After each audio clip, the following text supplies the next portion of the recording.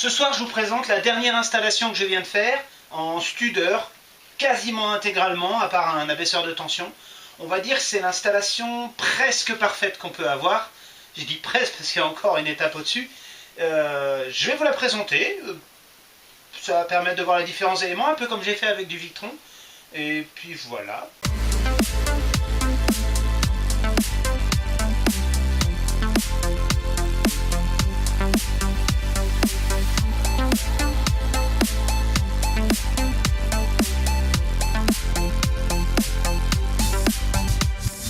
D'une manière générale, je configure un peu toujours mes plaques de la même manière, avec l'onduleur chargeur à gauche, le régulateur solaire à droite. Ici, j'ai mis le contrôleur batterie en haut à gauche, la RCC 02, qui est donc Studer, qui sera déplacée. Là, je l'ai fixé ici pour le transport, parce que ça va être envoyé chez le client, et après, il va la mettre dans sa cuisine. Ici, j'ai des câbles qui sont isolés, parce qu'il y aura un deuxième régulateur qui sera installé dans les prochains mois ou années. Donc, j'ai préparé à l'avance. Sur la gauche, en bas à gauche, on a le coffret électrique en courant alternatif. Ensuite, des prises de courant. La partie protection batterie avec le sectionneur fusible qui est à l'intérieur. Et ça, c'est le contrôleur batterie. Donc ça, c'est la petite carte électronique et le chaîne de mesure est dedans. Le coffret en courant continu. Le coffret pour la résistance de l'eau chaude. Et puis un abaisseur de tension. Qu'est-ce qui est intéressant sur cette planche ? Alors tout d'abord sur la partie appoint énergétique, gestion de sources extérieures, qui se trouve sur la partie gauche du coffret ici. On a un inverseur de source qui permet de choisir entre le réseau, si on est connecté réseau, ou un câble qui est là, mais là il est branché sur mon onduleur, pour un groupe électrogène. Son disjoncteur, le relais automatique, c'est-à-dire que lorsqu'on est sur le réseau, on peut laisser l'onduleur décider tout seul en fonction de l'état des batteries, s'il va chercher ou pas sur le réseau. On peut l'empêcher de le faire en mettant sur 0, on peut le forcer en mettant sur 1, par exemple quand on a le groupe électrogène on le force, ou on le laisse en automatique. Le petit compteur d'énergie qui va bien, qui permet de tout vérifier. Et ensuite sur la partie sortie d'énergie, donc la production qui vient de l'onduleur, on a le différentiel, le disjoncteur magnétothermique et le compteur. Et à l'intérieur il y a des borniers pour pouvoir accorder la maison. J'ai rajouté 2 prises de courant, comme je fais toujours, parce que ça permet d'avoir de l'énergie directement sur la planche, surtout quand on est en chantier et qu'on n'a pas encore fini l'installation.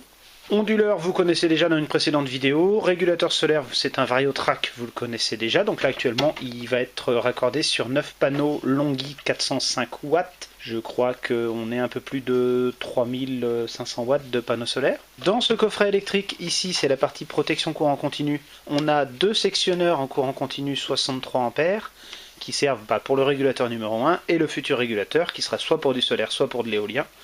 Si c'est pour de l'éolien, il faudra une gestion supplémentaire pour l'éolienne. Là, il n'y a pas de gestion de frein dans ce coffret. Chaque disjoncteur a son parafoudre. Et puis ensuite, ça c'est la partie gauche, production d'énergie. Sur la partie droite du coffret, on a une forme de régulation et de consommation d'énergie. Tout d'abord, un premier fusible qui vient protéger toute la partie 48 volts, c'est-à-dire ce relais qui est en 48 volts et l'abaisseur de tension qui est ici. Le deuxième fusible vient protéger le 12 volts, c'est-à-dire ce qui sort de l'abaisseur de tension et qui va aux différents appareils, ainsi que une petite prise 12 volts allume-cigare et une prise USB, enfin une double prise USB ici. Le client souhaite avoir 2 prises supplémentaires dans un atelier, donc il va se connecter sur le bornier pour avoir ses petits chargeurs déportés.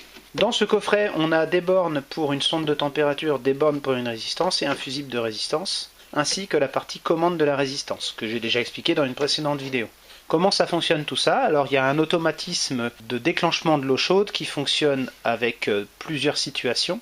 Tout d'abord, il faut que les batteries soient chargées, donc au-delà de 90%. C'est le relais de l'onduleur qui décide le pourcentage, parce que tout est lié, donc il mesure le pourcentage de batterie. Ensuite, il faut que les batteries soient à une tension suffisante, parce qu'il ne faut pas que ça se déclenche la nuit. Donc il y a un relais ici qui détecte le seuil de tension des batteries. J'aurais pu le faire avec l'onduleur, mais le deuxième relais est déjà utilisé pour le réseau. Donc si j'avais voulu le faire vraiment avec l'onduleur, il fallait que je rajoute une carte auxiliaire qui gère d'autres contacts. Bon, là c'était pas nécessaire, à 40 € j'avais le relais, donc j'ai fait avec le relais. Donc lui je l'ai réglé au-dessus de 54 volts, c'est-à-dire une tension suffisamment élevée pour déterminer qu'on est en charge, avec un petit timer. Dès qu'on est au-dessus de 54 volts, il autorise le fonctionnement de la résistance. Si le relais ici est activé, donc les deux conditions sont activées en même temps, on a la résistance qui se met en marche. Il y a une troisième Contraintes que j'ai ajoutées, ce sont des contraintes horaires liées au fait que c'est bien que ça fonctionne le jour. Et donc j'ai mis, je crois, entre 8h et 21h. Je n'avais jamais fait encore sur ce relais-là, on va voir si ça fonctionne. On sait jamais. Normalement, il n'y a pas besoin, mais ça veut dire que ça évite que si on a les batteries qui sont rechargées par le réseau la nuit et qu'elles sont pleines, que ça déclenche la résistance. Ça n'a pas d'incidence, c'est juste ça consomme 5 watts, quoi. On a sur le côté un petit interrupteur qui permet de mettre en marche forcée éteint ou automatique. Donc quand on met en automatique, là ça fonctionne parce qu'on est en train de charger avec les batteries. Quand on met sur on, marche forcée, ça marche aussi. Voilà, donc il y a un contacteur à l'intérieur, une diode de puissance, un radiateur et un ventilateur en 12 volts. Donc on est sur une installation qui est de bonne qualité, de très bonne qualité, qui gère un petit peu tout. On peut avoir des extensions, tout un tas d'autres options de chez Studer, qui gère à la fois automatiquement le réseau, mais qui peut avoir un groupe électrogène en secours en cas de panne réseau prolongée, et qui gère l'eau chaude sur le surplus d'énergie. Alors là, ça gère l'eau chaude sur un régulateur, pas sur deux. Il faudrait un deuxième chauffe-eau dans ce cas. Petite particularité, c'est que cette résistance électrique, ce ne sera pas la résistance électrique du ballon existant. Il existe un ballon électrique standard installé chez le client, mais là on va faire une boucle d'eau chaude. Je fournis pour le client une boîte avec des kits de raccordement. Alors il m'a réclamé des inverseurs de source supplémentaires, les petits ports USB, les petits ports 12 volts. J'ai le pèse acide, les notices techniques, bon bah il y en a quelques-unes. Le raccordement des panneaux solaires, donc tu as toute la liaison, tout qui est pré-câblé dans la coffret. La fameuse résistance électrique, c'est une résistance électrique en 48 volts, donc il y a deux résistances de 750 watts, mais que je mets en série pour avoir une résistance électrique qui fonctionne en 90 volts à peu près. C'est la tension des panneaux solaires. Elle est donc raccordée dans une genre de chaussette, une genre de compartiment en inox qui sert d'habitude pour faire des résistances de dégivrage. C'est en inox, donc on peut mettre de l'eau potable. Et c'est une résistance qui va avoir un circulateur et une sonde, deux sondes en l'occurrence, une sonde pour le circulateur et une sonde pour la résistance elle-même. Ce sont des sondes capillaires qu'on appelle ça. On va les mettre à l'intérieur de la chaussette. Il n'y a pas d'emplacement existant, mais on la met en contact avec la ferraille. Donc voici mon petit schéma de câblage. Pas de l'installation elle-même, mais uniquement du ballon d'eau chaude. Donc on a un ballon existant qui est ici. C'est la grande réserve qui est là, avec sa résistance existante, qui fonctionne comme avant, hein, on n'y touche pas. C'est-à-dire qu'elle a sa propre sonde de température, on va baisser un petit peu la température du ballon au niveau EDF pour donner l'opportunité au solaire de chauffer le surplus. On va aussi rajouter une horloge sur cette sonde parce que je crois que le client n'a pas les heures creuses. Donc ça lui permettra de chauffer plutôt la nuit. Mais si les heures creuses, il n'y a rien à faire. Alors ce qui se passe, c'est qu'habituellement on a une entrée d'eau froide en bas du ballon avec un groupe de sécurité qui est là, qui envoie de l'eau à l'égout. À l'intérieur du groupe de sécurité, donc il y a une vanne et il y a un clapet. Il n'y a pas de tube qui va vers le haut. L'eau va dans le ballon, elle est chauffée, et quand elle sort, qu'elle est chaude, elle arrive dans un mitigeur thermostatique. Ce mitigeur thermostatique, il prend l'eau froide. Alors non, il y a une arrivée d'eau froide ici normalement. Hop. Voilà, qui vient d'ici. Là je ne l'ai pas dessiné, ça complexifiait le schéma. Le mitigeur thermostatique, il sert à maintenir une eau pas trop chaude à 55 degrés maximum pour éviter de se brûler, puis après c'est de l'eau mitigée qui s'en va par là. Nous ce qu'on va faire, c'est qu'on va intercaler, donc ça nécessite de démonter, il faut intercaler un T en laiton pour faire un circuit intermédiaire. Sur ce circuit, il y a un vase d'expansion inox, parce que ça va nous permettre de gérer la pression d'eau, plutôt que tout envoyer à l'égout à chaque fois qu'on chauffe, ça permet de faire des économies d'eau. C'est un vase d'expansion inox 20 litres la plupart du temps. Et puis sur ce circuit, donc on a un clapet anti-retour, un circulateur, le fameux échangeur avec la résistance qui est plongée dedans, et on repart ici. Donc on fait une boucle qui va dans ce sens-là. Pourquoi dans ce sens-là?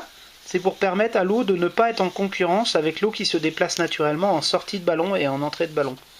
Et ça permet, notamment grâce au clapet, d'interdire l'eau d'aller dans l'autre sens, de faire un bypass comme ça. Parce que si on tire de l'eau et que le clapet est dans l'autre sens, eh ben, l'eau va pas passer par le ballon et du coup on n'aura que de l'eau froide, on n'aura jamais d'eau chaude. Donc ce petit système là, c'est assez simple, on le fait avec un circulateur sanitaire, ça nous sert pour faire des boucles d'eau chaude habituellement. Mais au lieu de faire une boucle qui va apporter de l'eau chaude à un robinet, on va faire une boucle qui va chauffer avec une résistance. Et puis dedans on a les deux résistances avec la connexion qui est prévue à cet effet. Avec le petit schéma supplémentaire pour le circulateur qui lui est en 230 volts, son fusible, sa sonde, et puis la pompe. C'est assez simple, disons que ça permet de conserver le chauffe-eau existant quand on est sur EDF. Voilà, maintenant je vais débrancher l'installation et je vais pouvoir la livrer au client. Avec les panneaux solaires, toute la structure, les batteries et tout ce qu'il faut. C'est opérationnel, programmé, paramétré. À la prochaine vidéo. Et puis, on va passer les 10 000 abonnés. Peut-être pas à Noël, en janvier. C'est chouette. Il y aura peut-être une autre vidéo d'ailleurs qui sortira, je vais voir ce que je vais faire. Donc d'ici là, bonne année, bonne fête, et puis à bientôt.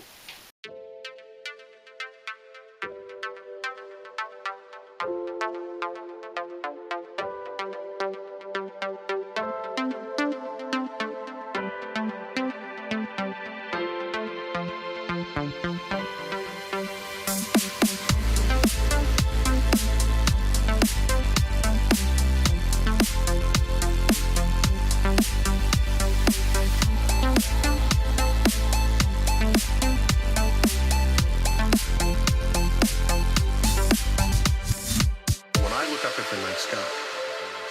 And I know that, yes, we are part of this universe. We are in this universe. But perhaps more important than both of those facts is that the universe is in us. When I reflect on that fact, I look up.